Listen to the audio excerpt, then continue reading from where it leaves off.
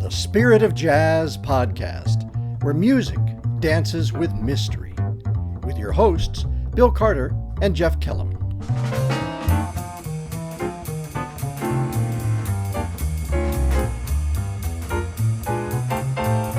This is the Spirit of Jazz podcast. I'm Jeff Kellum, your co-host. Hey, this is Bill Carter. And we have a special guest today. Deanna Witkowski is with us, and Bill's going to tell you a little bit about her. She has just published a book in the last year or so, Mary Lou Williams, Music for the Soul on Liturgical Press, and we're going to ask her about that. You know, this is a great opportunity to hear from one of the foremost composers and arrangers of church music, and she's also doing historical research now into some of the people who bridge the gap between jazz and church. Deanna, welcome. It's great to see you. Thank you, Bill. It's great to see you, and it's great to see Jeff, too. Hey, Bill. How you and Deanna first connected? How did we first connected? I sent her an email out of the blue. And this would have been maybe 2004, I think. Oh, I think it was before that. We were just starting work on our Swing a New Song to the Lord jazz hymnal. That was the connection. We brought her out to my church. She did a jazz vespers and brought along just a great band, including Donnie McCaslin, who we'll talk to in a future episode. It's just been kind of rolling on since then. And she's been rolling uphill. I mean, the stuff that she's done, she's been winning awards for her writing, for her compositions. When you said rolling uphill, I thought you were referencing where I'm living now, because I'm living in Pittsburgh and it's all hills. It's all hills. Yellow breeze. Yeah. That's right. So tell us what you're doing in Pittsburgh. Let's start with that, and then we'll go backwards. Sure. Well, I relocated from New York City, from Manhattan, where I lived for 23 years, to Pittsburgh in August of 2020. So coming up pretty soon on 3 years being in Pittsburgh. I came here for a couple reasons. I mean, one of the reasons was I applied for and was accepted into a PhD program in jazz studies at the University of Pittsburgh. It's the only school in the country right now, at least, that has a PhD and not a DMA. So a DMA is like a Doctor of Musical Arts, which is more performance focused or composition focused. And PhD is more, while it involves those things, it's definitely more research focused. So there's a lot more writing involved. But backtrack from that, I had been coming to Pittsburgh a bunch of times to do gigs. I mean, I had never really been here before December of 2018. I had a solo concert here, and I had earlier in the year received this call and signed a book contract to write this Mary Lou Williams biography. And Mary Lou was from Pittsburgh.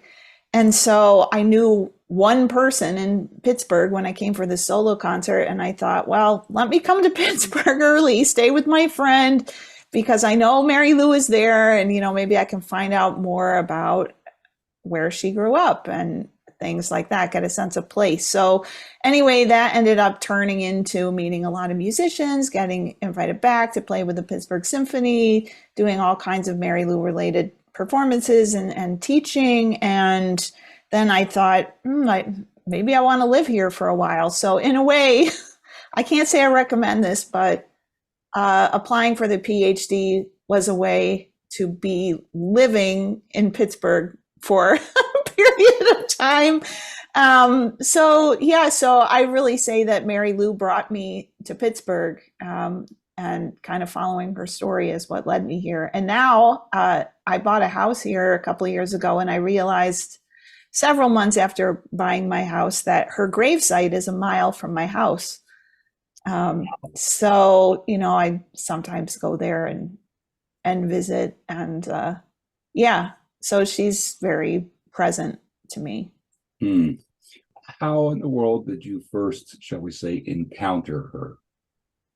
Back this would have been maybe a year before I got your email, Bill, in like 2000. a little prior to that, I had been a finalist in a piano competition in Indianapolis that the American Pianist Association does, that now it's their big Cole Porter Fellowship program. And Billy Taylor had been a judge. He was one of the judges. And then I was contacted by him in like early 2000. He invited me to perform at the Mary Lou Williams Festival, then called the Mary Lou Williams Women in Jazz Festival, at the Kennedy Center that spring. Of course, I said, yes, I would love to do it. And then, but my second internal thought that I did not voice out loud to Dr. Taylor was, I don't really know Mary Lou Williams's music very well. And I think that's still a pretty common thing for a lot of jazz musicians. I just kind of knew her by reputation as being this great pianist and composer, early big band composer, and then a mentor to musicians whose music I did know, like Thelonious Monk and Dizzy Gillespie and Bud Powell. And so I felt a sense of responsibility, like, well, if this person's name is on this festival, I'd better learn more about her, especially because she plays my instrument. So it was a good time to get to encounter Mary Lou, because the first biography, there's two earlier biographies of her. So the one that just come out then was by Linda Dahl, called Morning Glory. So I picked that up. I started reading it, and I got like 2/3 of the way through Mary Lou's life. And then I get to the point where she has a religious conversion. She converts to Catholicism in midlife. And soon thereafter, she started composing liturgical music and in one case, at least in particular, for a church in Harlem that I'm now researching for my dissertation.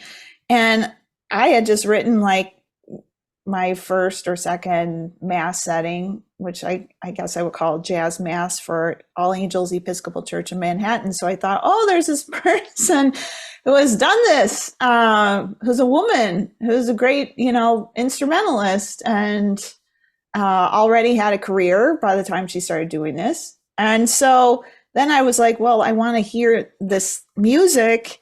And all the time, I should say, as I was reading the biography, I had been listening to other of her recordings, not necessarily sacred music. I contacted trumpeter Dave Douglas. He had just done a tribute record to Mary Lou. And I said, what should I listen to? So I don't even remember what he sent me now.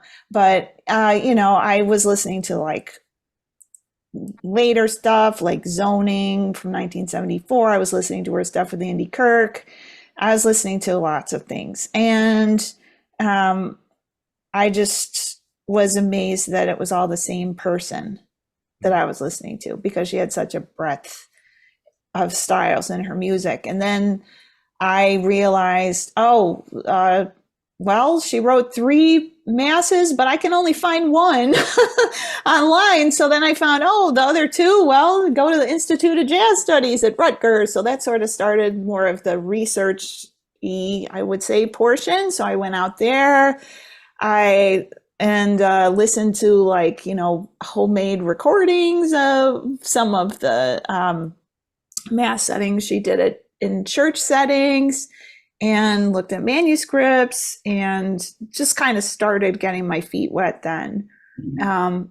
So that was all really the beginnings of what has been over like 25, almost 25, like 20 some year journey at this point with Mary Lou.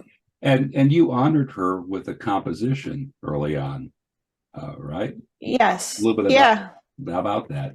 Sure. So my second recording was released in 2003, called Wide Open Window. And that title track was an instrumental that I wrote for Mary Lou that I actually did at the Kennedy Center in 2000. And so I wanted to reflect 2 things about Mary Lou in this piece. And one was that she was very rooted in the blues, but that 2, she was always surprising, and especially in terms of her harmonies. And she identified herself as an experimenter, and she was very proud to talk about the fact that she experimented in her music. So I wanted it to be wide open in terms of harmony, but still have a bluesy feel to it. Okay. Hey, well, let's listen to a little bit of that tune. This is Wide Open Window by Deanna Witkowski.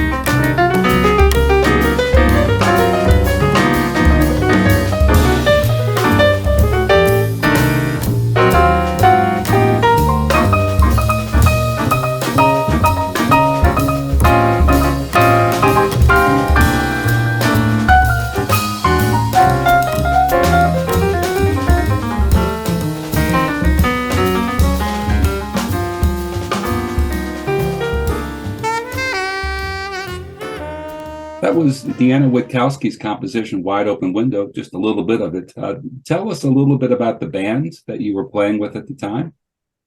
Sure. So that was Donnie McCaslin on the tenor saxophone.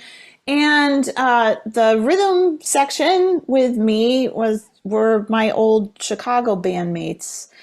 So it's Jonathan Paul on the bass and Tom Hipskind on drums. Okay. What are some of the surprises you've discovered about Mary Lou, her life, her music, her connections? Mary Lou has a very interesting story. I mean, even if for people who aren't necessarily, big jazz fans, or she has so many interesting facets to her journey. And one of the things that really resonated with me and doing work in the archives was reading boxes and boxes of letters and of course, more of the letters in the archive were letters to her than from her, because unless the people she sent them to donated them, or had the wherewithal to do that. Letter correspondence that she had over decades in some cases, and especially correspondence with nuns, with women religious. And I talk about in one book, one particular nun. And so Sister Martha Mulligan was a Senecal sister in Massachusetts. Mary Lou met her going on a retreat when the order was based in Mount Kisco, which is just north of New York. And it was probably the first spiritual retreat that I could piece together that Mary Lou took in the 1960s.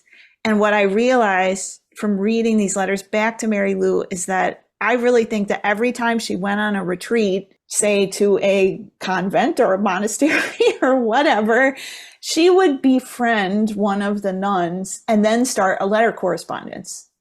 Seeing some of the letters back from these women, I realized that Mary Lou they were supporting Mary Lou like in prayer or, in different ways, trying to like pass her albums around to get other people into her music.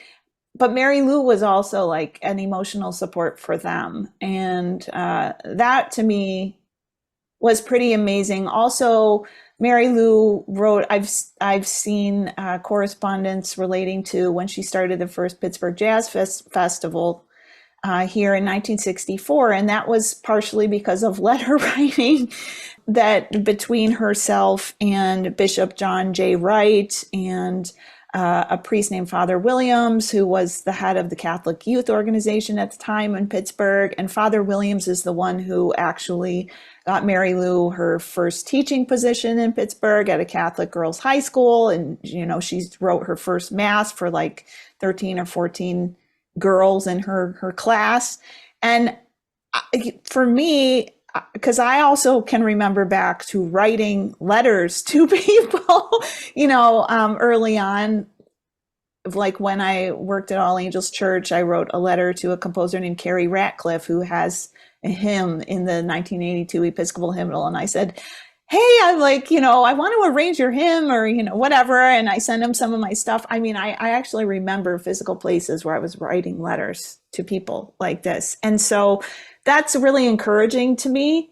And Mary Lou always was able to make things happen, like get people on board with her. I think partially because when she had a vision of something, she just went for it and kept persisting. But also the fact that her letters were, partially these sort of business correspondence things, but also really like friendships, and especially with women. I guess my question would relate to the book. You had mentioned that there were biographies of Mary Lou Williams previously. So what is unique about your biography of Mary Lou Williams? I guess one hint would be it's published by Liturgical Press. Sure. Well, Liturgical Press is a Catholic publisher. They have a series, biographical series called People of God, and it's meant for general readers. So that's one thing. I mean, and the biographies are not long, like maybe 35,000 words or something like that, which roughly translates to like, 100 and, 30 pages, 40 pages, I don't remember.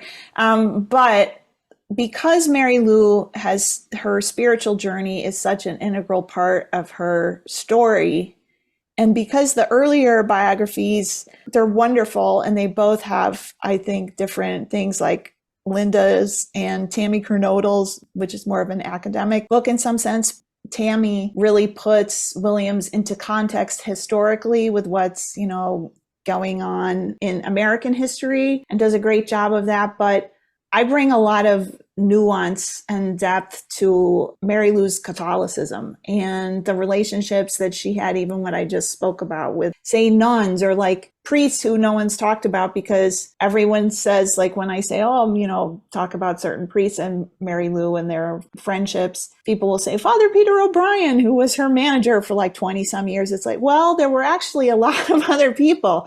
I mean, one thing that really hit home to me the stuff that people don't know. And sometimes I just feel like this, it's like I have this burden of wanting people to know these things. There's a really great website called AmericanArchive.org. And I don't know if it's new, but it's a partnership between Library of Congress and WGBH in Boston. They have all these old radio shows from the old Riverside Church radio station, like in the 60s and 70s. And I found interviews there just in the last couple of weeks with Mary Lou that I had never heard before. One of them, she is talking about a record that nobody talks about called Praise the Lord in Many Voices, because you don't find it, online at Spotify or Apple Music. And it was a concert in 1967 at Carnegie Hall where the New York Jesuit community commissioned 6 composers, including Mary Lou, including David Amram, to write new religious works. They weren't all Christian works. Mary Lou's was, and that's where she did her first attempt at setting the Lord's Prayer. And I knew from interviews with Mary Lou that it was so important to her that churches get the music for her setting of the Lord's Prayer. She really was very proud of it, and she really wanted it to be disseminated somehow. It's actually my favorite choral work of hers, even in some ways more than St. Martin de Porres, which is her piece. It's very well known. I've known this recording for a long time, and I listened to this interview at AmericanArchive.org, and she was telling the host, and now I'm spacing on his name, she said, "Don't forget, you have to play my setting of the Our Father," like on the air, and it was the last thing that they did in this concert. So I would say like that kind of stuff, and getting into understanding that Mary Lou also, it wasn't just that she converted to Catholicism, it's that she had like a sense of, she converted through the influence of the Jesuits. There's a very Ignatian slant to her spirituality. And I also converted to Catholicism through the influence of the Jesuits in New York at the same churches where Mary Lou did a lot of her music and had her also spiritual formation. So I understand this in a way that I don't expect other people to necessarily understand. And also because I'm a pianist and I play her music. So I understand her music in a different light, Well, we're talking with pianist and composer and author Deanna Witkowski in her connections, past and present, with pianist Mary Lou Williams. She recently recorded an album of a lot of Mary Lou's tunes and arrangements, but included one of her own tunes, A Force of Nature. Let's give that a quick listen, and then we'll ask her about it.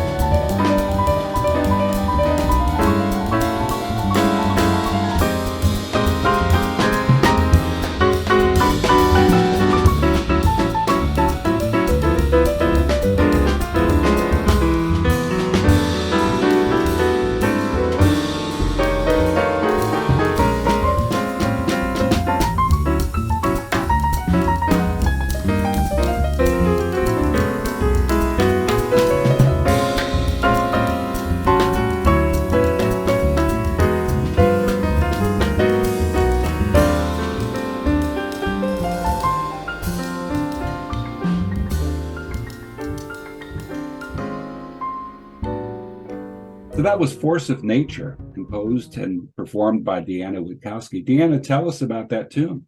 Sure. So Force of Nature, the title came from Pittsburgh. I came here in the fall of 2019 before I moved here, and to do research on Mary Lou for about 2 months. I rented like a room in somebody's house, and there was a new club that had opened, jazz club called Con Alma, and I went there like all the time. And one of the owners, John Shannon, who's a great guitarist, there was one night where I think I sat in or something. Afterwards, he said, "Deanna, you're a force of nature." And then my first thought was, I think that's the title of something. So, collecting titles. And so I went back to my room that night and I wrote it on a Post-it note. I have many Post-it notes always around me. I use them a lot for my book, rearranging them for structure and stuff like that. So I wrote that down, and then I thought, well, it'll be something. And then when I moved to Pittsburgh a year later, at the time when I first wrote that on the Post-it note, I didn't know yet that I was going to be doing a recording for Manchester Craftsmen's Guild, which has a record label and a recording space and all these different things in Pittsburgh. But I knew when I came back that I was going to be doing this record here.